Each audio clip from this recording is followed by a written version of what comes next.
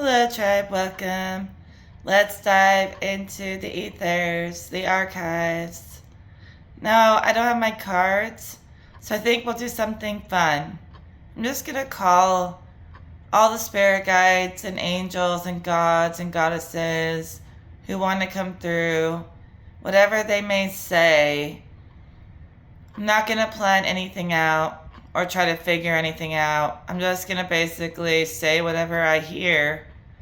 I summon them to come through, all the guides of my collective, and I know that my spirit guides will arrange it to come through in an organized, balanced way.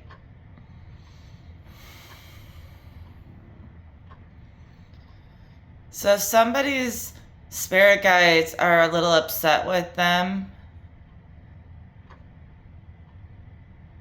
they feel like this person's been mocking God, and they may feel like something is mocking them back a little bit. And they're mocking God in the sense that they're not coming to God with respect. It's like they come to God without being respectful of his presence. So they're just really like, it's hard to explain. They don't do it as a formal thing. They don't treat it as like a big deal to talk to God. Even though I say it's like natural and anyone can talk to God like your best friend, but you still want to do it with the level of respect that this is the creator you're talking to here. And I've noticed that if you don't treat the creator respectfully, kind of feels like that all that mockery comes back to you. So the creator could be establishing an authority over your life, making sure you understand how to appreciate all the gifts that it's given you and how to be grateful and not greedy. So like somebody's spirit guides, I keep seeing that they are just kind of appalled by something someone is doing. And they're really emphasizing that the person they watch over has gone way off the path. And they're down on that road less traveled, on the beaten road. And their spirit guides are worried that they've lost sight of their mission and direction. They might have lost touch with their inner compass. So they're like literally in the woods, like off-roading when they shouldn't be on like a private road in some private territory. But it's also representing a space in their consciousness where they feel like they've been seeking thrills, breaking rules on thought patterns. They're kind of testing their boundaries in a lot of different ways. And their spirit guides are saying that it's because most of their life they've been held to like a standard of perfection that they eventually exploded. And now they're just trying to be free of expectation in any possible way. Almost putting themselves in danger, just trying to feel free of all that expectation, the weight of expectation. So if you ever like do readings for the collective like I do, you might find that other people's spirit guides may approach you in spirit and ask you to watch over people for them. It's happened to me so many times, and sometimes I say no. But I have a really hard time telling the higher spirits no. So even if I feel like someone has been targeting me, they may have spirit guides that are like, trust us, like we're going to work on it. And I want you to just keep an eye on them to make sure they're okay and keep them in your thoughts and your prayers. That's all they ask usually. And I'm like, I can very rarely say no unless it's someone who honestly has walked all over me and I'm not going to stand for it anymore. I can't say no. And I'll make sure people are okay. I'll look out for them. Just simply, even strangers, just because Spirit was like, keep an eye on that one. Make sure they go down the more smoother course and things get smoother for them. Help them find their navigation system and get off that treacherous road. And that's something I can do, especially when we're navigating realms of the mind. I've been noticing that, the paradigm of the nice girl who's attracted to the bad boy, or say it's like the preacher's daughter who ends up being like the biggest rebel in town. Because when someone's forced to be perfect all the time, the other half of them is going to feel neglected. Everyone has that light and shadow. Shadow doesn't mean anything evil, but it's your ability to, be free versus and have chaos. That's the shadow, versus your ability to be structured and ordered. That's the light. And so if you never let yourself be free, some people go down a dark path just trying to seek a freedom that they've never known. Even if they're like the nicest person in the world, everyone needs to explore the dark side from time to time. Otherwise, you'll end up falling into a darkness that you can never get out of. You know what I'm saying? So it's like a weird dynamic. I was talking to a fairy today. Yes, I talk to all kinds of different creatures that really exist. They're invisible to most people, but not to me. And she called herself a summer fairy, as if there's fairies for all the different seasons. And she said, like, when it's summertime, she goes around and helps all the flowers bloom and helps, everything work together to grow in the summer.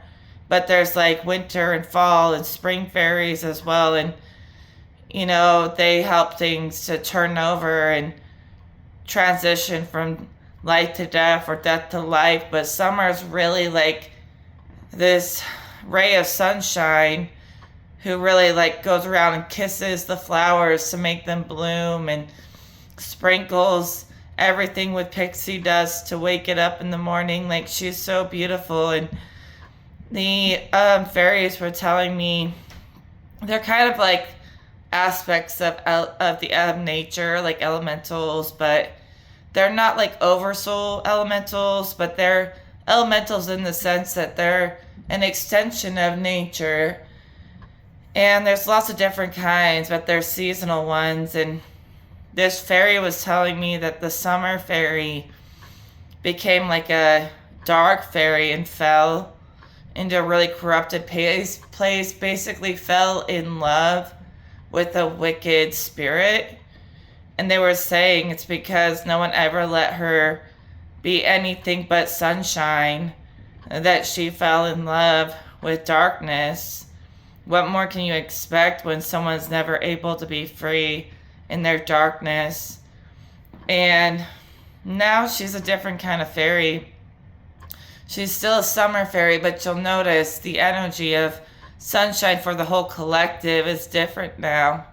Ever since the summer fairy fell many years ago into a dark place, she's still beautiful, but the energy of sunshine changed as well.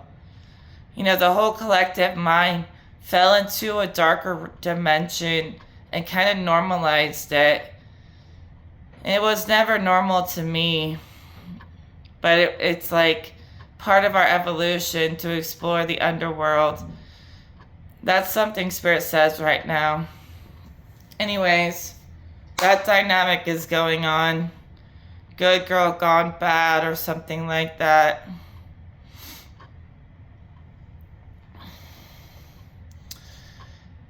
I was having a vision of somebody's subconscious mind being integrated with the conscious.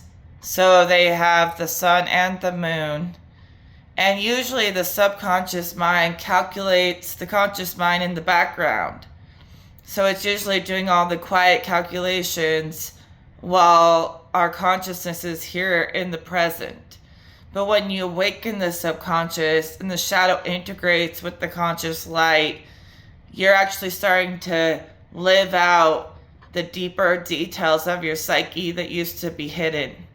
So someone's subconscious has moved into the conscious light, and you're actually seeing these networks in your deep psyche manifested into your environment. So you're no longer like, you could literally probably hear your subconscious calculating code in your mind. Maybe quietly or maybe not. And things that used to be silent, going deep on in your inner psyche, connected to the whole universe, are getting louder. Like you can hear the connections more clearly. And the things your subconscious is telling your conscious are the same things being communicated cosmically. So you have like a cosmic consciousness now. And the cosmos is connected to the deep subconscious, and now you've integrated them. You're living in between, somewhere in between, seeing the fine details, but also you have like advanced your ability to hold a lot of information. You've advanced your God body that you can handle hearing everything the subconscious is saying, and it doesn't destroy you. It informs you. You can turn it off. You've mastered it. You had to be a master to even turn it on so loud and manifest it. You had to be a master. You've amplified the subconscious, and some people are tormented by their thoughts. I've been there myself. But once you master it, you'll realize all things are meant to serve you. To dance in your thoughts, to be able to have complex intelligence is divine. So some people feel perfectly happy in their thoughts if they've done the healing work. But if your thoughts torment you, yeah, it's the like worst living hell there is. But if your thoughts show you nothing but beauty because you trained it to, it's like you could travel any landscape, any scene, any situation, just by going inside, anywhere in the universe, anywhere in the cosmos inside of you. And it's a shame to let that go to waste, being afraid. Alright, so that was a tangent. I was so close to going on a rant about nothingness and how it all works. But I was like, we'll do that when I get back home, because I'm not home right now. I just want to feel the energy. So, Spirit, what else do you have to say for my collective today?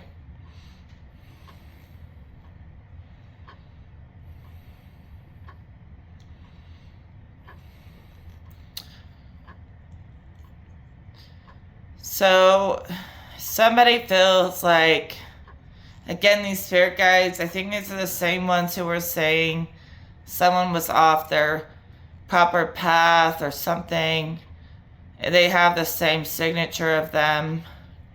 They feel like guardians, like ancestors. You may not have ever known them in real life, but you've known them in another life, or even in between lives in the spirit world. They're like older women, but they're very sweet and they're very wise, like they can see. And they're saying this person has had an entity attacking them, trying to get them to serve some kind of negative entity, maybe even promising them some kind of reward to serve him. So if someone is considering making like a deal with Beelzebub or a very low level entity, when I don't think that's ever a good idea. But think about it, when we pray, we're making deals with God. Does God uphold those agreements?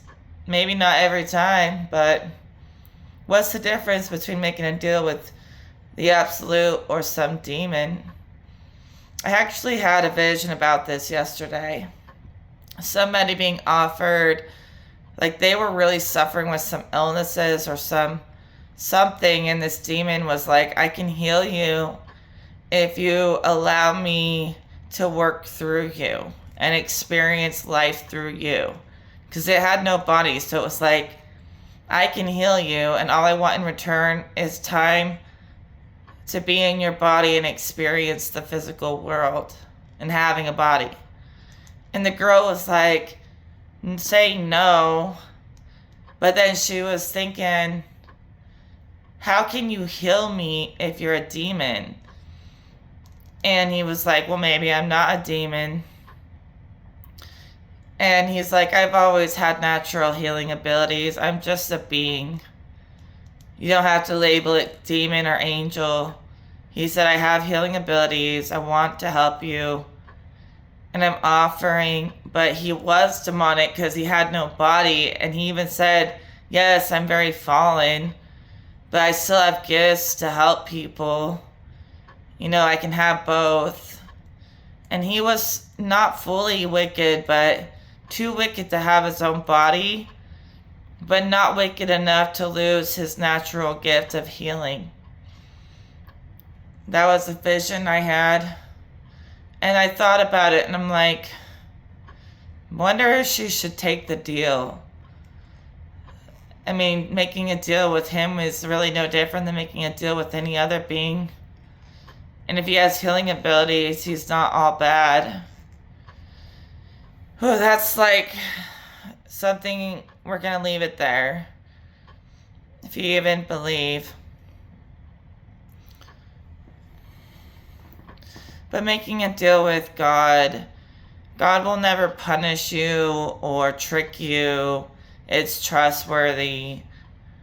So that's the difference. You never know what those demons have up their sleeves. You never know what the fine print may say, so check the fine print on any agreement you make with damn near anyone. Most people out there are not that trustworthy, unfortunately. You think you can trust people, they turn on you so quick. So, you know who you can trust. You have people looking out for you, even unexpected people. Spirit, protects you. Spirit asks people to protect you. And the elders, the masters, they see you and they honor you as part of the tribe. I'm going to pause for a second.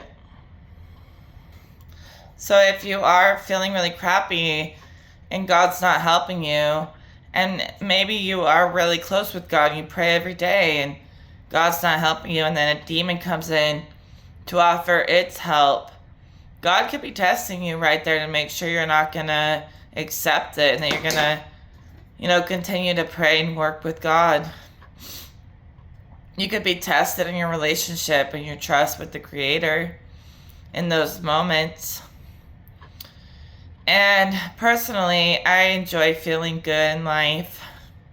When I go through suffering, I'm like, trying to embrace it as this life is making me stronger and this is part of the experience, but it's also perfectly okay to want to feel good as long as it's healthy. Like, you don't want to feel good to the point where you'll do anything to feel good, but I mean good in the sense that you feel clean and sovereign and pure with God. Like, it's okay to feel that way.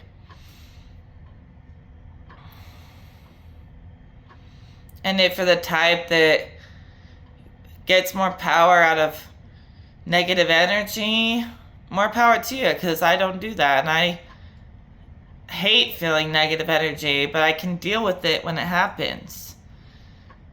But I give back and I do my work and my magic to stay in a good place where I'm not hurting anyone and I can just float through life and have fun. And that's my thing. So let's go back to these spirit guides. Is there anything else you want to tell them? They're like older ladies. Like wise elder ladies from a past life. They're like cloaked in white, glowing kind of sheer headdresses and gowns, and they're really short and have canes and wrinkly, and they're standing in a circle talking about you from a past life. Like they appear to be in the heavenly realms, but they're also connected from a past life.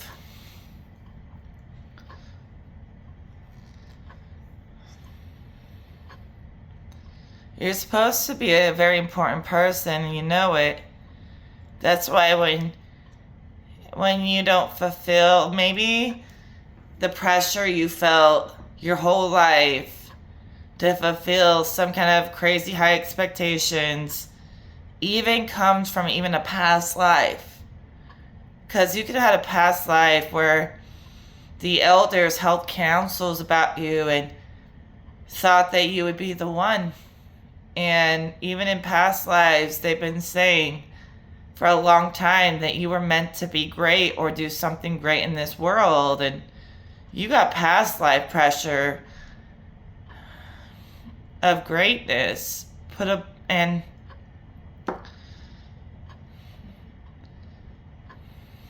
they held whole meetings about your fate and your impact on the world in ancient times.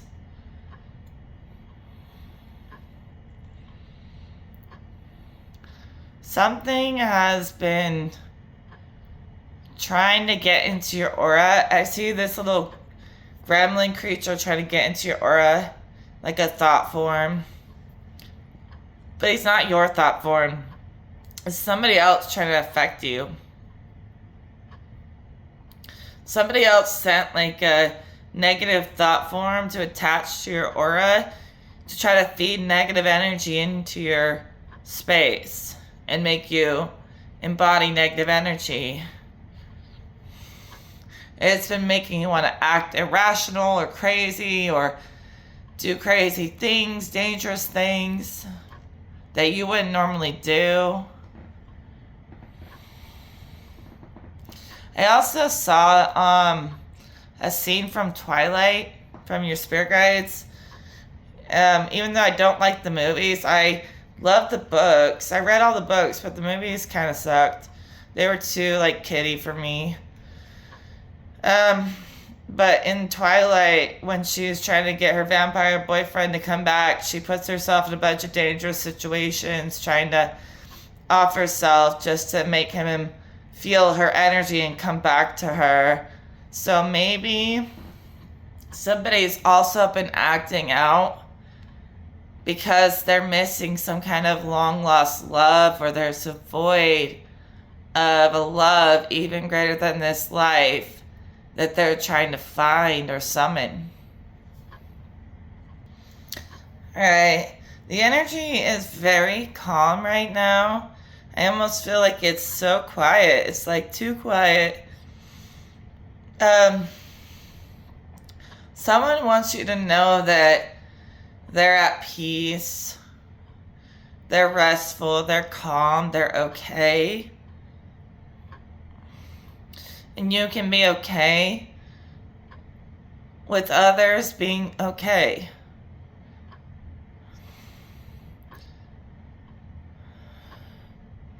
It's like these beings who put expectations on you, they feel really bad about doing that to you because it's made you super critical of yourself.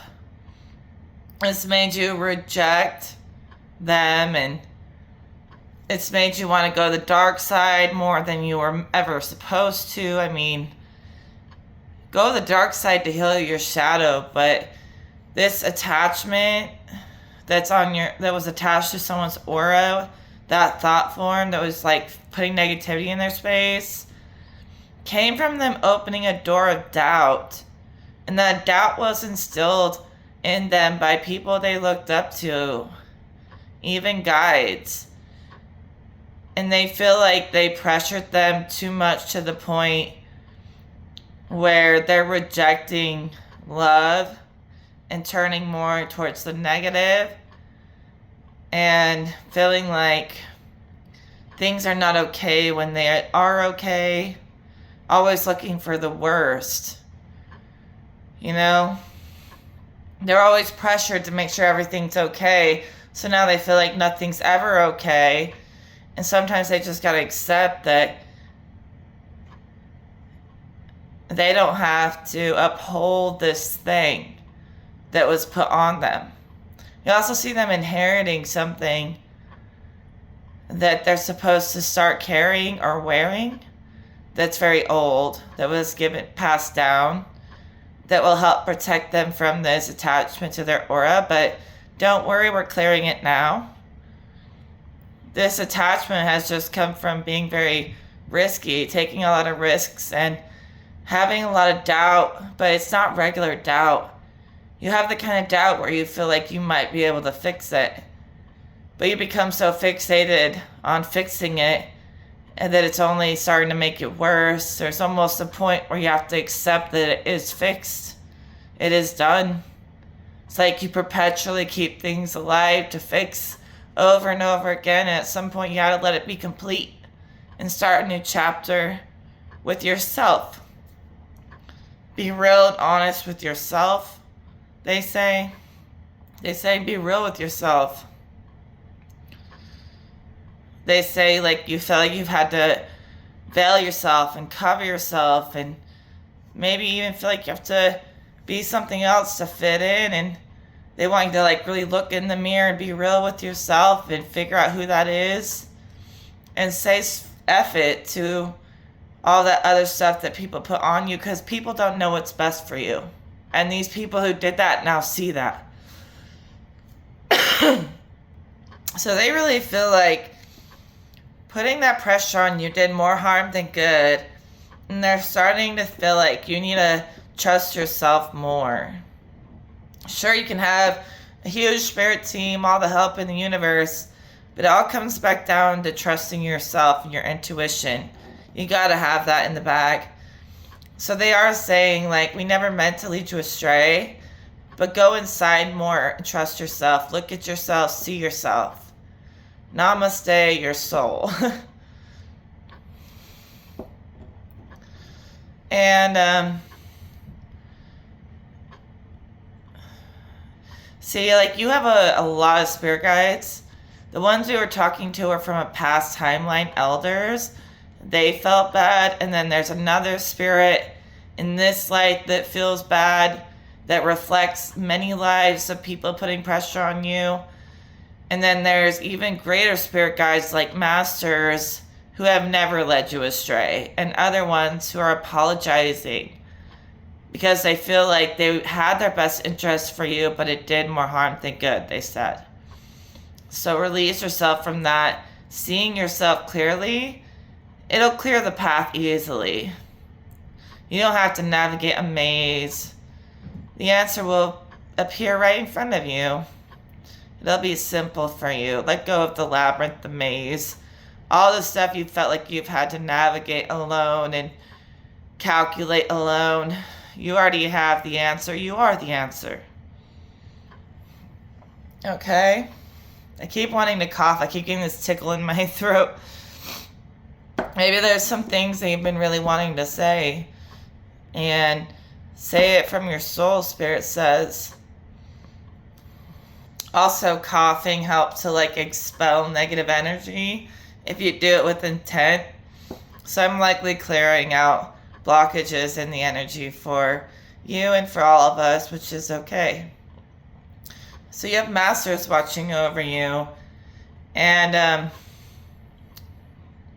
they will never, they don't doubt you, but they keep their distance, yet they're like ever present to protect you, but they're not pushy.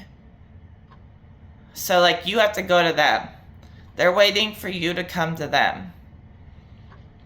Maybe out with the old, in with the new when it comes to who you're working with and what you can reach into, the powers that wait. And these powers, when you reach the ascended masters, is when you've truly ascended. So you have to do it yourself.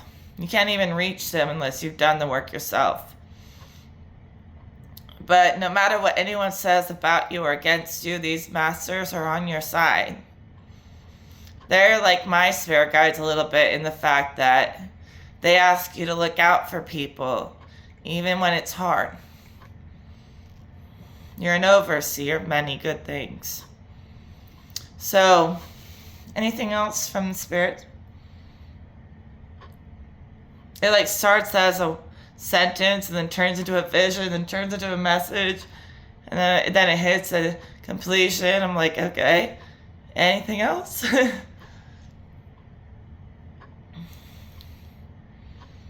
Oh yeah, the mocking thing. If you feel like your thoughts are mocking you, or you're ever feeling trapped in thought, be kinder to yourself, be kinder to existence. It'll be kinder to you. Sometimes if like you feel like you're being mocked, it's honestly because you're mocking God, and God don't like that.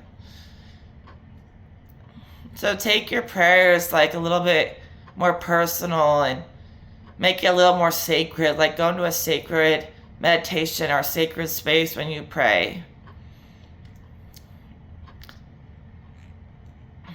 And a lot of your thoughts will naturally harmonize because you're going into a place of healing work with the proper intent to harmonize.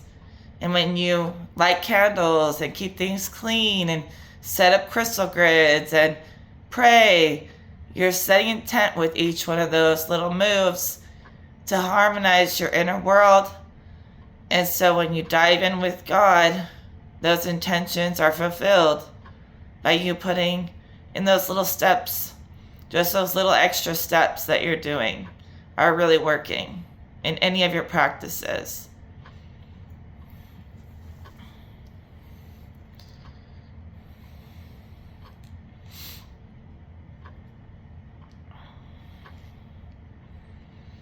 Well, I keep on having this flash at me, this symbol I drew. Now, I just pull this stuff out of the Akash. Maybe I will break it down. So, nothingness is everything beyond the container that holds consciousness into form. Nothingness may seem like empty, infinite space, but within the nothingness, there are potentials that carry everything in existence within a tiny little particle potential within the nothingness. So it's really not fully nothingness. It's space full of potential, and those potentials carry all avenues of creation within them. And so when they spark, it sparks a whole universe, a whole person with their own universe. But out here in the nothingness, everything is sort of bouncing around, learning off each other until it's strong enough to take on an embodiment. So everything also exists in pieces within the nothingness, waiting to be realized. And when it's realized into the container, this is the first layer, spirit. And within spirit are all the souls that sparked their own universe out of the nothingness. And within spirit is consciousness. Spirit sparks an individual soul, like that soul is individual fire. And it turns into a wave, dual forms. So waves are reflective. Consciousness is actually chaotic water and waves. So the soul manifests through the water, through the reflective, where everything bounces off of each other again, and then takes on its own individual form into matter. So 1, 2, 3. Spirit, mind, body. And that's what I wanted to explain. There's so much more to it, but basically, this is the journey of the soul. It becomes aware in the womb of spirit, starts to diversify itself against other creations within the womb of consciousness, and then it takes on an identity separate from the whole within the womb of the physical. But with the physical, matter is the only thing separating everyone. Beyond matter is a collective ocean and collective infinite space. This is like when everything condenses, like the egg and the yolk. And everything within here exists in little particles within the nothingness. So even outside of the created universe, everything creation is fragmented through everything. So this isn't bigger or less than this. They're actually contained within each other. We'll talk about that more in another video. Okay. What else would you like to... So they're showing me that they're like set a cleanup crew of little baby angels and angels to shine your aura. They're shining it. And it's so pretty. They're like squeegeeing your aura. Like it's made of glass. So maybe they're trying to say that you're fragile, like you're made of glass sometimes. Some people don't get to see that side of you because you maintain this leadership, authoritative thing about you, but you may feel like you're made of glass at times. And a lot of little angels like to keep you feeling like that bubble of glass can never be broken. Some kind of bulletproof glass or weapon-proof glass. So they look like things try to attach to the outside of your aura, but they get stuck. They can never actually penetrate it.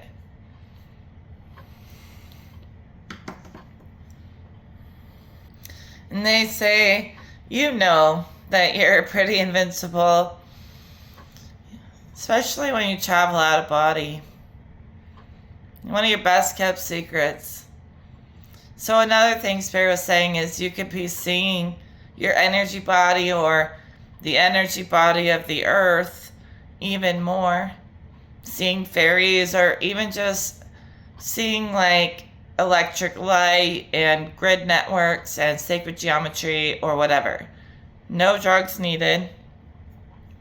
I often see like little lights that fly around. They look like fireflies, but they're little lights and they come and go and they disappear. I'm like, am I losing my mind or what is this? But it's really cool to watch. Some of you may see that. I also see like static. Like I could see a wall turn to static. Like it's not real sometimes. I can see like waves coming off of plants, shooting and communicating with other plants and things.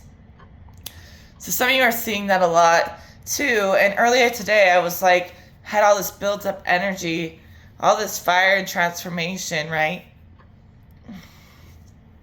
I was like, what am I going to do with this? It was like, you know, my whole being was lit up, just like purging the shadow of the world almost and rising out of it to even a greater place. And I haven't done this for a while, but I kind of destroyed that lesser self and rose and rebirthed myself. I do that anytime I face a part of myself that needs to be healed or shed, and I keep working to be my best self. And to release all that pent up energy, I just put my arms out and like kind of like just yelled, and like I saw this phoenix come out of my body and fly over my head, and I saw fire, purple fire, shoot out of my hands. And in the energy world, I just released it all like out of my body into the ethers. And it felt really freeing and really good. So that helps sometimes too. The energy wants to express itself beyond just the physical form. I had a vision the other day. I be having visions 24/7, but they're beautiful and I can turn them off, so it's not crazy. It's shamanic. I had a vision the other day of like two guys fighting, like perfect polar opposites, like fire and ice. And their energy fields were meeting each other, like they were fighting or challenging each other, and the fire and the ice could not break each other's space. So it was pushing up against each other, but it couldn't break either one's space. And they were like, we're going to handle this like men. And they were fighting over a goddess. And this goddess, like I said earlier, was drawn to the bad boy, but also was honestly a saint. She just needed more balance. So she was also drawn to the good ones at the same time. And she had some like almost deities fighting over her. They could have been real people, but one was the bad boy and one was the good boy. And instead of making her choose one, they were going to fight to see who wins. But then they showed her this vision. And they showed the two energies meeting like they couldn't defeat each other. And they just stood there and stared at each other. And she was sitting there waiting for something to happen. And the first thing she did was look at the bad boy. And she looked at him like, I love you. But her heart told her to pick the good boy. And then she looked from the bad boy to the good boy like, please forgive me. And she was truly in a battle between her darker nature and knowing what's best for her. And she did love them both. But the good boy said to her, well, it's really the bad boy that you want. You just want me to stick around to be your angel while you get to explore your demon. And that was a vision I saw. And this girl that's all I saw, actually. Sorry if I don't have an ending, but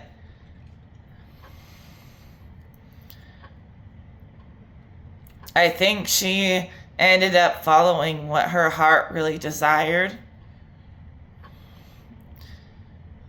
And realizing that she can be both. Let's see. Within herself.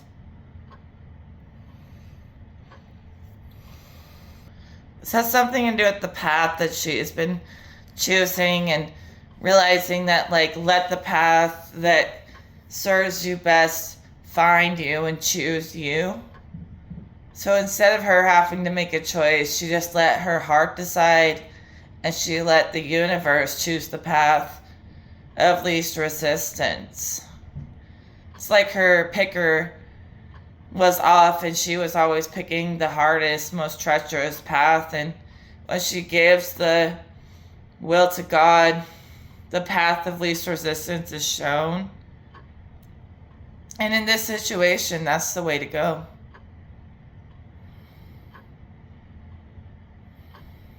She's always bumping up against resistance her whole life, trying to make it right. And for once, it's going to be like smooth sailing if you just allow the flow in the right direction.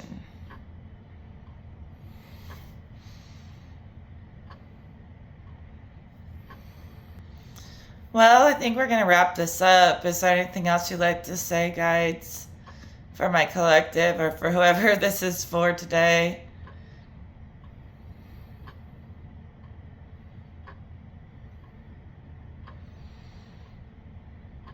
They're talking about being one with your spirit.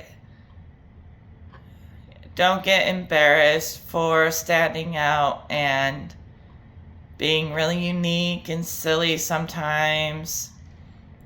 They're saying let your inner child have fun and let loose. make mistakes. Enjoy making mistakes while you're still alive.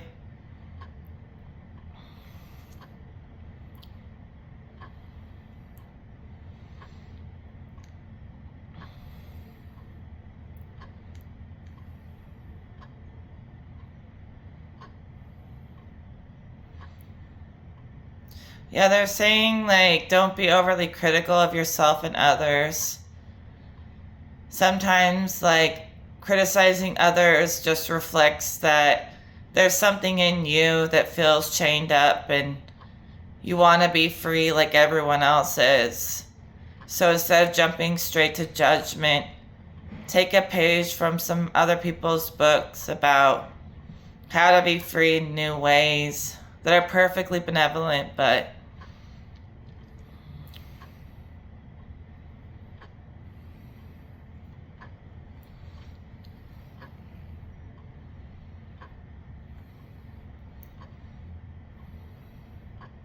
surround yourself by people who are healing actively or feel like they are healed of their traumas. They're uplifting, they're happy people. Happiness will ward off any evil effortlessly. Just stay happy.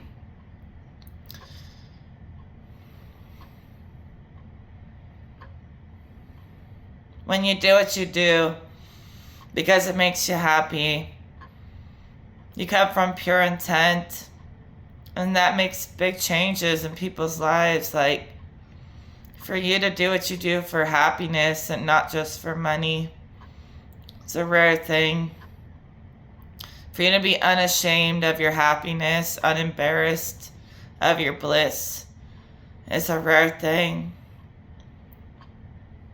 And they encourage that although you may feel like the fool at times, way in the future, you're going to live up to what those elders always saw in you. But don't jump the gun, don't jump to the end, because you got a lot of learning what's in between first to fulfill that. So resisting has like got you to where you're not actually fulfilling. So the ancestors here are saying, like, you will fulfill what we saw in you. What we saw in you is no lie. But you're creating resistance for yourself, trying to make it happen all at once, when this is going to be revealed over your whole life. So enjoy the process. And someday, they had a vision of you. You're like wearing a crown on a throne in the spirit world, in the kingdom of heaven, and you're helping rule in some way, and that's no small thing. But they say, like, by the time this incarnation is over, you're going to carry your whole bloodline into heaven. It's like it all works through you, like you're the gateway to heaven for so many, is what they say. So don't be the gateway to hell. That was a joke, but that's what they said. Be the staircase to heaven. You're climbing the staircase of heaven to become the gateway to heaven. And there's a future version of you who's already there, who communicates with the present you. Getting tapped in. Sorry, I zoned out. This is why I never go on camera. I am not an entertainer, but psychic is as psychic does. Hey, some of you might be getting a psychic sidekick. Some of y'all are so royal on that crown with that throne that some people might actually feel like it's part of their life purpose to acknowledge your godliness. You might even see your enemies start wanting to serve you. Not say I encourage this, but that's what the gods say. Can we argue with the gods? I think not.